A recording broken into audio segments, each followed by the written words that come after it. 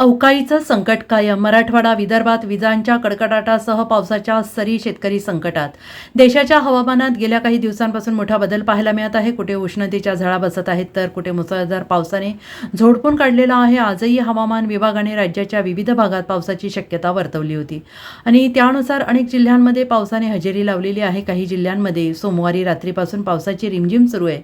भारतीय हवामान विभागाच्या अंदाजानुसार पुढील 24 तासात विविध भागात विजांच्या कडकडाटासह पावसाची शक्यता आहे. हवामान विभागाने वर्तवलेल्या अंदाजानुसार बुलढाणा जिल्ह्यात पावसाची हजेरी पाहायला मिळत आहे. खामगाव आणि शेगाव शहरात सोसाट्याच्या वाऱ्यासह पहाटेपासून जोरदार पाऊस पाहायला मिळत आहे. शेगाव परिसरात अनेक घरांचं नुकसान झाले. दरम्यान महायुतीच्या प्रचार सभेवर पावसाचं सावट आहे. आज सायंकाळी 6 वाजता मुख्यमंत्री आणि दोन्ही उपमुख्यमंत्र्यांच्या उपस्थितीत खामगाव येथे प्रचार सभा होणार आहे. यावर पावसाचं संकट आहे. Bureau report, SBN Marathi, Mumbai.